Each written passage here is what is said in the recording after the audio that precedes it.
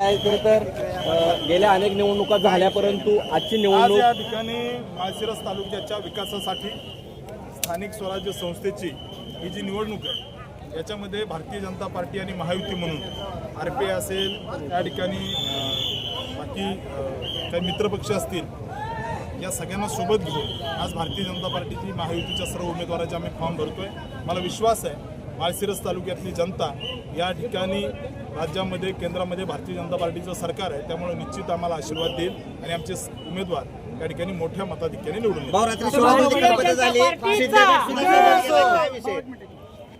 वेळापूर जिल्हा परिषद गटातून मातंग समाजाने सुद्धा पाठिंबा दिलेला आहे। जानकर गटाचे मातंग समाज आक्रमक झाला उमेदवारीसाठी भाऊ काय विषय पाठीशी आहे। या ठिकाणी आता काही ठिकाणी आम्ही बौद्ध उमेदवार देतोय, ते मातंग देत आहेत किंवा असं असतंच, परंतु वेळापूर जिल्हा परिषद गटासाठी आम्ही मातंग समाजाचा उमेदवार डिक्लेअर करतो। फक्त राम सातपुतेंना टार्गेट करून कुठेतरी सर्व एकत्रित झालेत असं काय विषय काय सांगा अशी चर्चा आहे जनतेमध्ये। मुळात या ठिकाणी आमचा विकासाचा अजेंडा आहे आणि त्यांना हे सगळे या ठिकाणी राम सातपुतेला हरवायला एक येत आहे। मुळात कुठंतरी यांना जनतेची भीती वाटते, त्यामुळे येत्या काळामध्ये माळशिरस तालुक्यातल्या गोरगरिबांचे ऑपरेशन केलेत, माळशिरस तालुक्याला दुष्काळ निधी मिळवून दिला आहे, माळशिरस तालुक्यामध्ये हजारो कोटी रुपयाचा निधी आणला आहे, विकास कामं केलेत, लाडकी बहीण योजना, या सगळ्या मुद्द्यावरती जनता आमच्या सोबत राहील। या ठिकाणी दाव्याने सांगतो माळशिरस तालुक्यामध्ये या ठिकाणी मोठ्या मताधिक्याने आमचे जिल्हा परिषद आणि पंचायत समितीचे उमेदवार निवडून येतील हा विश्वास। त्यांनी अचानक चित्र बदलले, त्याचा काय फटका किंवा त्याचा फायदा काय भाजपला होऊ शकतो?